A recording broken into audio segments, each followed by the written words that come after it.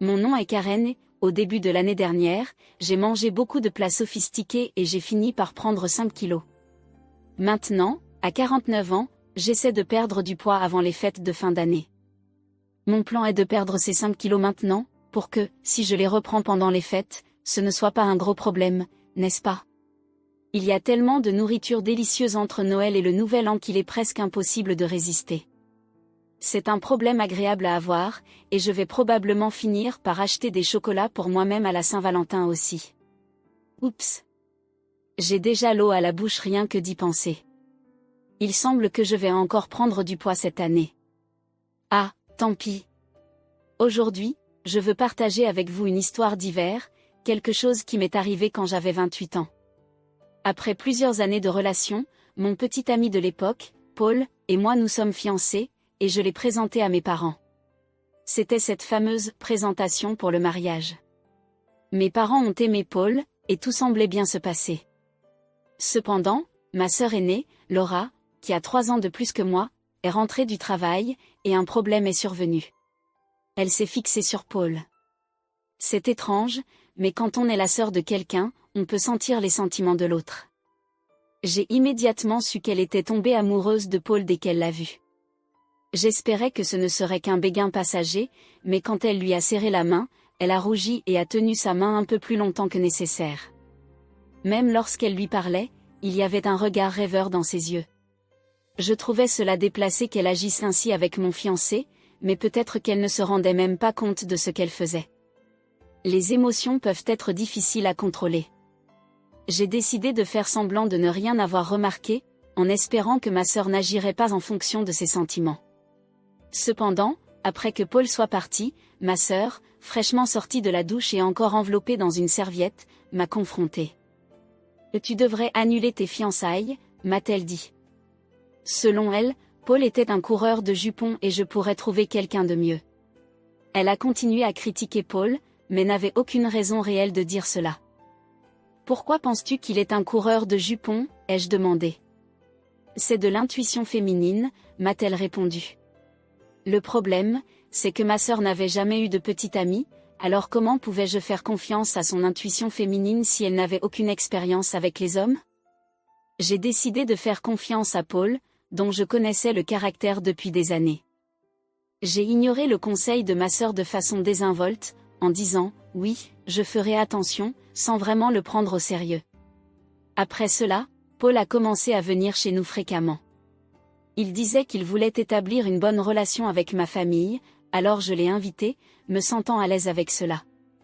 Mes parents étaient heureux, et j'espérais que Paul s'entendrait bien avec eux, puisqu'il allait être mon mari. Mais, alors que tout semblait bien se passer, ma sœur avait d'autres idées. Elle a essayé de se rapprocher de Paul de différentes manières. Selon Paul, quand je n'étais pas là, elle lui tenait le bras, pressait sa poitrine contre lui et lui demandait « Tu ne trouves pas que Marian est un peu immature ?» Elle lui a même demandé ses coordonnées. Une fois, elle a fait exprès de tomber de manière à exposer ses sous-vêtements. Paul a dit que c'était tellement exagéré que ça en devenait presque drôle, mais je me serais inquiétée s'il avait été le genre d'homme à prendre ça au sérieux. Ma sœur pensait qu'elle avait une chance parce que Paul ne pouvait pas la rejeter directement, étant donné qu'elle était ma sœur. Chaque fois qu'ils se croisaient, elle l'abordait avec une voix douce, en disant « Eh ». Tout avait commencé par un coup de foudre, mais le fait que Paul travaillait pour une grande entreprise n'aidait pas, car cela le rendait encore plus attirant à ses yeux. Elle m'a dit « Il est fiable, il a un visage que j'aime et il semble être le genre d'homme qui peut offrir de la sécurité à l'avenir. » Elle était complètement sous son charme. Mes parents voyaient tout cela, mais ils ne disaient rien. En fait, il n'était pas rare qu'ils restent silencieux face au comportement de ma sœur. Honnêtement, elle avait toujours été le genre de personne à avoir du mal à accomplir les choses. Par exemple, si on lui demandait de réchauffer de la nourriture, elle pouvait utiliser accidentellement une assiette en plastique non résistante à la chaleur, qui fondait. Elle n'était pas douée pour les études ni pour les sports. Elle avait l'habitude de manquer les cours de natation avec des excuses comme s'être blessée au pied, se sentir mal ou avoir des problèmes de peau. Elle n'était bonne ni en études, ni en sport, ni pour les tâches ménagères. Et, pour être honnête, elle n'était pas particulièrement belle non plus. Pourtant, en tant qu'aînée, mes parents l'ont toujours traitée différemment, lui accordant un traitement spécial. Ils m'ont même silencieusement transféré la responsabilité de la soutenir. On m'a toujours demandé de m'assurer qu'elle brillait sans trop me faire remarquer. Cela semblait injuste d'être traitée si différemment en tant que sœur, mais je suppose que mes parents la voyaient comme quelqu'un qui ne pouvait pas faire grand-chose par elle-même et avait pitié d'elle. De mon côté, j'avais toujours été du genre à accomplir les choses rapidement et efficacement. Peut-être que les adultes ne voyaient pas beaucoup d'intérêt à aider quelqu'un qui pouvait tout gérer seul, alors je suis devenue douée pour prendre en charge les besoins de ma sœur. Parfois, je faisais même semblant d'être moins capable en public pour maintenir l'équilibre. Mais en grandissant, j'ai réalisé que continuer ainsi ne m'aiderait pas à long terme. J'ai commencé à m'imposer face à mes parents et à faire les choses à ma manière. Si j'avais continué à tout accepter, je serais devenue quelqu'un d'incapable de faire quoi que ce soit. Quand j'ai commencé à m'affirmer, ma sœur ne l'a pas très bien pris, car elle perdait mon soutien. Mais nous n'avions jamais eu de relation conflictuelle. Nous pouvions encore discuter normalement, et parfois je lui donnais même des conseils quand elle avait des problèmes. Notre famille avait ses problèmes, comme le fait d'être surprotectrice envers ma sœur et une légère tension entre nous, mais je pensais toujours que nous étions une famille relativement normale. Cependant, les choses ont changé quand Paul n'a pas réciproqué les sentiments de ma sœur. Elle ne pouvait pas supporter le fait que sa sœur cadette allait se marier avant elle. La veille de mon mariage, ma sœur a dit à nos parents: « Je n'accepte pas que ma sœur cadette se marie avant moi. » Mon père a essayé de la calmer en disant: « Ne t'inquiète pas, Laura, tu trouveras bientôt un bon partenaire. » J'étais d'accord avec lui. Oui, Laura, tu trouveras quelqu'un bientôt. Mais elle ne voulait rien entendre. Normalement, c'est la sœur aînée qui se marie d'abord, puis la cadette. C'est trop tôt pour elle, a-t-elle insisté. Le mariage, c'est demain, lui ai-je rappelé. De quoi parles-tu, maman? Tu ne te soucies pas de moi? Je vais être la pauvre sœur aînée, laissée derrière pendant que ma sœur cadette avance dans sa vie, a-t-elle pleuré cette nuit-là? J'écoutais en silence depuis le couloir pendant que ma sœur et nos parents discutaient. Ma sœur devait-elle vraiment se marier avant moi? Si j'attendais qu'elle se marie, je finirais par devenir beaucoup plus vieille sans faire de progrès dans ma propre vie. À quoi pensait-elle? J'espérais qu'elle se calmerait après avoir exprimé ses frustrations. Puis j'ai entendu quelque chose de choquant. Nous n'irons pas au mariage demain, Laura. S'il te plaît, comprends ça, a dit mon père. Quoi? Mes deux parents étaient d'accord pour ne pas venir à mon mariage juste pour faire plaisir à ma sœur. Je ne pouvais pas y croire. C'était comme s'ils étaient sous un genre de sort, faisant tout ce qu'elle voulait. Cela dépassait largement le fait de la gâter. Pourtant, ma sœur n'était toujours pas complètement satisfaite. D'accord, j'accepte. Laisse-la avoir un mariage que personne ne reconnaîtra, a-t-elle dit. Il était clair qu'elle ne voulait pas que je me marie avec Paul, probablement parce qu'elle avait des sentiments pour lui. C'était incroyable que mes parents ne viennent pas à mon mariage à cause de la jalousie de ma sœur. Le jour de mon mariage est arrivé, mais j'avais à peine dormi la nuit précédente. Au lieu d'être excitée, je ressentais de l'anxiété et de l'inconfort, pensant constamment à ce qui s'était passé. Je n'oublierai jamais le sourire satisfait sur le visage de ma sœur lorsque mes parents lui ont dit qu'ils ne seraient pas présents. Sur le lieu du mariage, j'ai dû expliquer à Paul et à ses parents pourquoi les miens ne venaient pas.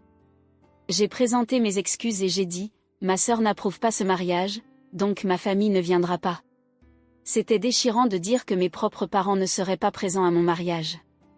Mes beaux-parents étaient choqués et n'arrivaient pas à croire qu'il puisse exister des parents qui ne viendraient pas au grand jour de leur fille. Après avoir entendu mon histoire, ils sont restés silencieux un moment, et l'atmosphère est devenue si lourde. Mais ensuite, ma belle-mère a pris délicatement ma main, et mon beau-père a posé sa main sur les nôtres en disant: « Souviens-toi, ta famille est ici avec toi. Ne laisse pas ce jour devenir triste. » Allez, pourquoi ne sourirais-tu pas? Ma belle-mère a dit cela avec tant de tendresse que cela m'a fait pleurer. En voyant mes larmes, Paul a doucement caressé ma tête et a dit: « Ashley, je suis ton mari maintenant, alors, s'il te plaît, arrête de dire que ta famille n'est pas là. » Mes beaux-parents et Paul ont rapidement essayé de me remonter le moral en plaisantant, me disant de ne pas pleurer, car mon maquillage allait couler. Puis, ma belle-mère m'a regardé avec affection et a dit: « Ashley, je sais que c'est difficile avec ta famille, mais c'est le début d'une nouvelle vie. Construisons ensemble ta propre famille. » Bien que je me sentisse abandonnée, ses paroles et son étreinte forte m'ont réconfortée. Paul et mon beau-père se sont joints aux étreintes, et je me suis convaincue que tout irait bien. Comme ma belle-mère l'a dit, c'était un nouveau départ. Je me suis promis que je construirais ma propre famille heureuse. Et ce jour-là, je me suis officiellement mariée avec Paul. 18 ans se sont écoulés depuis ce jour. Pendant ce temps, Paul et moi avons eu une fille et 3 fils. Notre fille est très compétente et prend soin de ses 3 frères turbulents, qui retournent parfois à la maison sans dessus-dessous. Je suis souvent surprise de la fréquence à laquelle je finis par crier « Arrêtez ça, tout de suite !» La carrière de Paul se portait bien, nous avons acheté une maison et avons mené une vie stable. Mais ensuite, quelque chose d'inattendu s'est produit. Mon père, ma mère et ma sœur sont apparus chez nous après le mariage. J'avais gardé mes distances avec eux et ne leur avais pas encore donné notre nouvelle adresse, mais d'une manière ou d'une autre, ils nous ont retrouvés et sont venus sans prévenir. Quand ils sont arrivés, au lieu d'un chaleureux « ça fait longtemps », les premières paroles qui sont sorties de ma bouche ont été « que voulez-vous ? » « J'ai besoin d'un service de ta part », a dit ma sœur. Mes parents ont ajouté « c'est quelque chose que seul toi peux faire pour nous », me regardant avec des expressions sérieuses. Je n'avais aucune idée de ce qu'ils pouvaient vouloir après 18 ans de silence. Mi-curieuse, mi-inquiète, je me demandais ce qui se passait. Je suis restée silencieuse pendant que ma mère parlait. « Nous voulons que tu donnes Paul à ta sœur. » Quoi ? Paul et moi étions choqués par ces paroles. « Attends une minute, qu'est-ce que tu veux dire par « donner Paul » ai-je demandé brusquement. Mes parents ont détourné le regard, coupables, tandis que ma sœur se tenait là, fière et confiante. Elle est encore célibataire et va avoir 45 ans cette année. « C'est un problème », a dit mon père. Ces paroles n'avaient aucun sens pour moi, et Paul semblait aussi confus que moi. En fait, a poursuivi mon père, l'entreprise pour laquelle elle travaillait a récemment fait faillite, et maintenant elle est au chômage. C'est difficile, nous sommes inquiets pour son avenir, étant célibataire et sans emploi. Nous espérons que tu comprendras, après tout, vous êtes sœurs et vous devriez ressentir la même chose. Dans mon esprit, je pensais, non, je ne pense définitivement pas comme ça, mais je suis restée silencieuse, attendant de voir ce qu'ils allaient dire ensuite. J'étais de plus en plus frustrée par la lenteur avec laquelle mon père parlait, mais je me suis retenue, impatiente d'entendre son point. Elle a toujours aimé Paul et est encore seule à cause de ça. Tu as déjà eu ton temps avec lui, tu pourrais le lui laisser pour le reste de sa vie. Paul et moi étions sans voix. Mes parents continuaient à implorer, s'il te plaît, tandis que ma sœur restait là, confiante, convaincue qu'elle obtiendrait ce qu'elle voulait. Vu comment mes parents l'avaient toujours gâtée, il était logique qu'elle y croie, mais cette demande était absurde. Alors que je mettais ma tête entre mes mains, Paul m'a tiré de côté et a chuchoté, ça pourrait être une opportunité. Une opportunité ? Que veux-tu dire ? Ai-je demandé. Eh bien, tu te souviens de cette blague que tu as faite quand tu étais ivre ? On dirait qu'elle est en train de devenir réalité, dit-il avec un petit sourire. Alors, on devrait continuer avec ça, ai-je demandé. Nous nous sommes levés et nous sommes tournés vers ma sœur et mes parents. Tu aimes vraiment Paul autant que ça, ai-je demandé à ma sœur. Elle a été surprise, a cligné des yeux, ébahie, et a répété, oui, oui, je l'aime depuis tout ce temps. Waouh, c'est un amour sérieux, ai-je dit. Tu es amoureuse de lui depuis 18 ans, même s'il est marié avec moi ? Oui, a-t-elle répondu. Ça a été si douloureux de vous voir ensemble. Ça aurait dû être moi. Paul et moi pouvions à peine retenir notre rire face à son ton sérieux. J'ai pris une grande respiration et j'ai dit, d'accord, j'abandonne. Si tu l'aimes tant que ça, je vais te le laisser. Mes parents étaient choqués. Ma mère a rapidement demandé, sérieusement ? Tu n'aimes pas Paul aussi ? En fait, non, ai-je répondu en regardant Paul. Pour être honnête, j'ai toujours aimé Laura. Paul a joué le jeu, se tournant vers ma sœur et disant, oui, je l'ai toujours aimé aussi. Le visage de ma sœur s'est illuminé de joie. Sérieusement, a-t-elle demandé, le visage rougissant d'excitation. Je le savais. Tu ne résistais jamais quand je te serrais dans mes bras, et tes yeux semblaient toujours si aimants, a-t-elle dit, tout excitée. J'attendais ce moment, et enfin, il est arrivé. J'ai dû réprimer mon rire, et je pouvais voir Paul faire semblant de pleurer, bien que ses épaules tremblaient à force d'essayer de ne pas rire. Nous devions tenir encore un peu. Nous serons toujours ensemble à partir de maintenant, Paul, a soudainement déclaré ma sœur, agissant comme s'ils avaient été un couple tout ce temps. Elle était si à l'aise, comme si elle avait vécu dans cette fantaisie pendant les 18 dernières années. Laura, je suis heureux, a répondu Paul avec un sourire. S'il te plaît, sois mon soutien à partir de maintenant. Oui, absolument, a-t-elle dit, visiblement ravie. Là alors, je vais quitter mon travail, a annoncé Paul en souriant. Le sourire de ma sœur a disparu en un instant, et son visage a pris une expression de choc. Sérieusement? Oui, je veux être avec toi tout le temps, Laura, alors je vais quitter mon travail pour rester toujours à tes côtés. Quoi, balbutia-t-elle, clairement prise au dépourvu. Je ne vais même plus sortir de la maison, a continué Paul joyeusement. Je te suivrai partout, même quand tu feras le ménage. Ma sœur s'est figée un instant, le panique commençant à apparaître, tandis que nos parents semblaient visiblement troublés. Mais je ne travaille pas non plus, c'est un problème, a-t-elle murmuré. Quel est le problème? Si nous sommes ensemble, nous n'avons rien à craindre. Nous n'avons pas besoin d'argent pour être heureux, a répondu Paul. Mais, de nos jours, il faut payer des choses comme les assurances. Ce n'est plus comme avant, on ne peut pas vivre seulement d'amour, a-t-elle argumenté, ses yeux commençant à perdre leur éclat. Sentant que le moment était venu, je suis intervenue dans la conversation.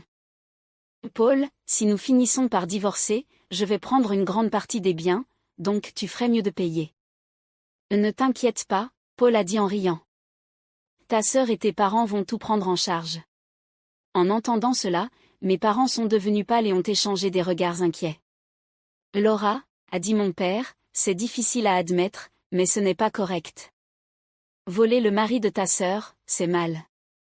Exactement, Laura, a ajouté ma mère, prenant soudainement ses distances par rapport au plan. C'était comme si toute la passion et le soutien pour ma sœur avaient disparu en un instant. De quoi parlez-vous? Vous m'aviez promis Paul, a crié Laura, sa frustration grandissant. C'était avant, a commencé mon père, mais elle l'a interrompu. Je ne veux rien entendre, a-t-elle hurlé. Personne ne me soutient? Laura a crié, et dans sa frénésie, elle a agrippé les cheveux de ma mère. Mon père a essayé de la calmer, mais c'était le chaos. Au milieu de tout cela, Paul a parlé calmement. Laura, pour être honnête, tu n'es pas mon genre. Je te respecte en tant que sœur d'Ashley, mais c'est tout. Tout le monde resta silencieux, leur attention fixée sur lui. Je ne veux vraiment pas interagir beaucoup avec toi, surtout quand tu me regardes comme ça, dit Paul. Ce regard, en fait, me repousse. Savoir que quelqu'un a des sentiments non partagés pour moi est très inconfortable. Ces paroles honnêtes laissèrent ma sœur et mes parents sans voix. Mais, Paul, et tout ce que tu as dit avant, demanda ma sœur, visiblement confuse. Arrête d'agir aussi naturellement avec le mari de quelqu'un d'autre, dis-je fermement. Il n'y a aucune chance qu'il tombe amoureux de toi. Nous avons une famille et nous sommes heureux. En disant cela, j'ai empêché ma sœur, qui s'approchait de Paul avec un visage pâle. Tu m'as trompé, cria-t-elle. Comment peux-tu penser que quelqu'un qui n'a pas eu de contact avec toi depuis 18 ans t'aime encore? N'est-ce pas un peu irréaliste, demandai-je. Le visage de ma sœur devint rouge, et elle commença à pleurer, manifestement frustrée. Si tu étais vraiment attirante, ce serait peut-être différent. Mais personne ne trouve du charme chez quelqu'un qui est sans emploi, dépend de ses parents et ne sait pas faire des choses basiques parce que sa mère a toujours tout fait pour elle. À ton âge, un mariage ne durerait pas longtemps avec ces caractéristiques, dis-je sans détour. Paul étouffa un rire derrière moi. Ma sœur, touchée par la vérité de mes paroles, commença à pleurer bruyamment, incapable de s'arrêter. Nos parents essayèrent de la consoler, mais semblaient confus, comme s'ils réalisaient enfin que ce que j'avais dit était vrai. Je ne te laisserai pas avoir Paul, continuai-je. Là alors, s'il te plaît, renonce, Laura. Face à cela, elle pleura encore plus fort, comme un enfant faisant une crise. C'était une scène triste pour un adulte, et il était clair qu'elle n'avait pas mûri. Prends ça comme une leçon, s'il te plaît, ne t'implique plus dans nos vies, dis-je. Peu importe les problèmes que tu rencontreras à l'avenir, ne compte pas sur nous pour t'aider. Sur ce, je fermai lentement la porte d'entrée. Quand mes enfants demandèrent ce qui s'était passé, je dis simplement, c'est la période d'Halloween, et on dirait qu'un fantôme est apparu plus tôt. Ma fille aînée suggéra que nous devrions exorciser l'esprit, mais j'ai interrompu l'idée, bien que cela ressemblait vraiment à un fantôme pleurant dehors alors que ma sœur continuait de pleurer. 6 ans ont passé, et elle est toujours célibataire. Elle a trouvé un emploi, mais a été licenciée pour comportement inapproprié et a causé des problèmes en se précipitant dans un mariage qui n'a pas fonctionné. Maintenant, elle est interdite de participer à des événements de rencontre et il semble qu'elle restera célibataire pour le reste de sa vie. Mes parents, bien que fatigués, travaillent encore à temps partiel pour économiser de l'argent pour elle. Ils ont probablement réalisé qu'ils ne pourront pas compter sur elle pour s'occuper d'eux à l'avenir. J'espère qu'ils comprennent désormais les conséquences de l'avoir tant gâtée et combien cela a affecté sa vie. Je passe mes journées comme femme au foyer, sans avoir à m'inquiéter des frais de scolarité de mes enfants, grâce à mes enfants brillants et à mon mari, qui a un emploi stable. Parfois, je me demande si travailler à l'extérieur m'aiderait à perdre les calories supplémentaires que j'ai prises pendant les fêtes de fin d'année, après avoir mangé autant. Ma fille, qui est déjà mince, entre dans sa phase de croissance et parle de vouloir faire un régime. J'essaie de la convaincre de ne pas en faire. Et tu pourras penser à un régime quand tu seras plus grande, comme moi, lui dis-je. Mes 3 enfants adorent danser et ont récemment montré leur talent lors d'un événement local, où ils ont gagné plusieurs prix. Ils disent fièrement, nous serons au Pearl Jam un jour, alors j'espère que Pearl Jam restera ensemble jusqu'à ce qu'ils grandissent. Nous recevons régulièrement la visite de mes beaux-parents, qui me sont très chers. Nous profitons toujours de délicieux repas ensemble. Quand les enfants auront leurs vacances de printemps, nous prévoyons de faire un voyage dans un spa, et je suis impatiente de passer du temps de qualité ensemble. Bien qu'il y ait eu beaucoup de défis avant le mariage, ma vie depuis est remplie de bonheur. Les liens au sein de notre famille se sont renforcés, et je suis reconnaissante pour l'amour que nous partageons. J'espère que tout le monde restera en bonne santé et vivra longtemps, afin que nous puissions continuer à créer des souvenirs précieux ensemble en famille. Si vous avez aimé mon histoire, laissez un like et abonnez-vous à notre chaîne pour découvrir plus d'histoires comme celle-ci.